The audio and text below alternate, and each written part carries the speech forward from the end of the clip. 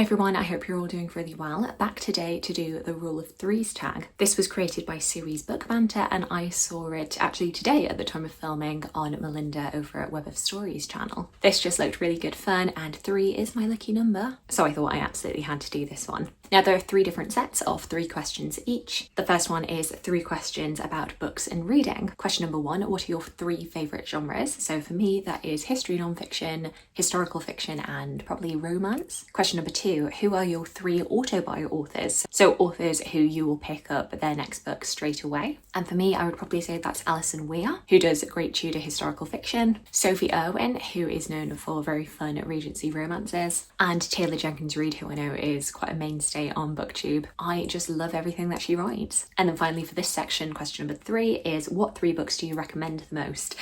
Okay, so becoming the stereotype of myself, the 3 books would probably be 5 points for every one that you get right, Pride and Prejudice by Jane Austen, the Wolf Hall trilogy by Hilary Mantel, and Les Miserables. If I can find an opportunity to link something, reference something to Les Mis, I will. The next set of questions is 3 questions about BookTube. Question number 4 is, what is your favourite book from each year for the past 3 years? So I'm going to do this 2025, 2024 and 2023. So far I would say this year my favourite book has been Sunrise on the Reaping by Suzanne Collins. Then 2024 I would say The Temple of Fortuna by Elodie Harper, which was the last book in the Wolf Den trilogy. And then for 2023 I think it would have been A Terrible Kindness by Jo Browning-Rowe. I absolutely adored that book. And then question number 5 is, what are 3 things you've learnt from doing BookTube? I think it's probably the answer everyone is going to give, but that the community is even better than I could have imagined it being. I've made such fantastic friends here. There are new people coming every day. Yes, that also means that when people leave, it's really, really sad, but it's good to know the community is always here. And that leads into the 3rd lesson that I have, which is that I should have started sooner. I had so many excuses about not having the right tech, about not being a very fluent speaker, and I was very quickly able to kind of get over all of those.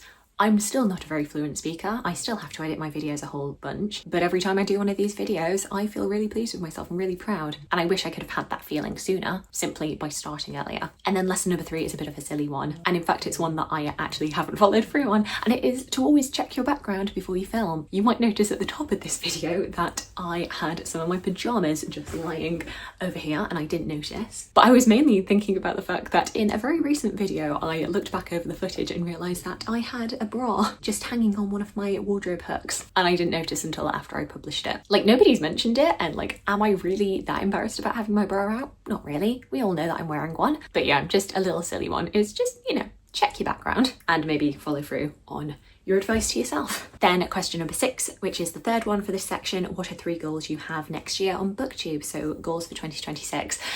To be honest, I don't know how sensible it is for me to set goals until I've really got my living situation sorted. I've mentioned previously that we're a little bit up in the air. I'm going to be going into temporary accommodation at the end of this month, and I don't know when I'm going to be settled in my permanent space. I do have grand plans for when I am finally settled, but I don't think it's sensible for me to be like, yes, I want to do this, this, this, until I am settled. But I think it all comes down to just wanting to do more frequent videos, getting back to having a backlog of videos for when I do have weeks where I can't sit down and film. And also, just generally, I would love to have a little bit more fun and a little bit more play when it comes to my videos. At the moment, I am very much just sitting down filming because I don't really want to take a big BookTube break just because of everything that's going on. Ideally, I won't do that. I can't guarantee anything, especially in November, December. It could very well be that it's not feasible for me to make videos in my temporary accommodation, but fingers crossed for me. But I think as a result of that, and also as a result of having very limited access to books in this space, I feel like that has also slightly stifled my creativity in some of the videos that I've made. But I'm hoping if I get my permanent place sorted, I might have a little bit more room for bookcases. I can bring more stuff from home, and then that'll just inspire me a little bit more to do more creative videos. Some of the more fun, slightly impulsive videos that I made in 2020 when I was back home with my parents and had access to all of my books. That is a dream I would love to do. So we'll see how we go. I can't promise anything. I can't promise when it's going to be, but that is the goal on the horizon. And then into the final 3 questions, which are all about 3 random for fun questions. Question number 7, what are 3 fictional worlds you'd like to visit? Now, to be honest, I don't tend to read a whole lot of fantasy, so I don't know necessarily that I could pick fictional worlds. But in terms of locations, places I would like to go to based on fiction books, I would love to visit Green Gables. I'm not really like a cottagecore person. I've never really been one for rural settings, but having read the Anne of Green Gables series, I would love to visit Prince Edward's Island and just get to have a little pootle around all of these spots. Once again, this is not a fictional place, but I would kind of like to visit the Tudor court with the guarantee that I can be pulled immediately from it. But you know, the 1520s, 1530s, just to be able to get a little bit of a view on what was truly going down. I'd love to do that. Just please make sure I have all my vaccines and I can get right the way out of there as soon as anything ugly goes down. And with the same stipulations in mind, just generally Jane Austen's Regency world. Yes, I am treating it like it's its own fictional world and not an actual time and period that existed. Just plot me into Meryton or into Highbury. I'll make myself at home. I'd like to wear some of those dresses. I'd like to go to a ball. But then also take me immediately out of there should anything go wrong. Question number 8. What are 3 ships you'll always root for? So for this, it is, you know, couples that you root for. I have 2 who are bookish and 1 that is not. Emma and Mr. Knightley, they are my favourite Jane Austen couple. Jamie and Brienne from A Song of Ice and Fire, Game of Thrones, you know, what could have been. And as I say, not a book couple, but a TV one, and that is Monica and Chandler from Friends. You're probably getting the sense that I do kind of root for friends to lovers, and I do like it when they have a little bit of friendly bickering. Finally, question number 9, which is the last question overall. Name 3 books with a number in the title. So off the top of my head,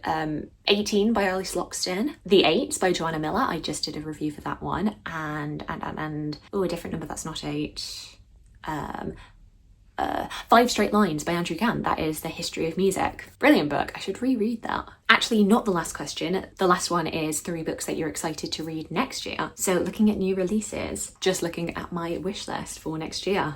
Quite excited for Reality Check by Lizzie Huxley Jones. Really enjoyed the other 2 books that I read by this author. And Now Back to You by B.K. Borison, which is the next book in the kind of Nora Ephron reimaginings. And Women in Medieval Families by Catherine Hanley. There is a new Catherine Hanley book coming out, so I'm definitely going to be excited for that. There is also the prompt to tag 3 people down below, so I will do that. And otherwise, yeah, that is the end of the Rule of Threes tag. Do let me know your answers to any of these questions. And if you've read any of the books that I've spoken about today, I would love to hear from you.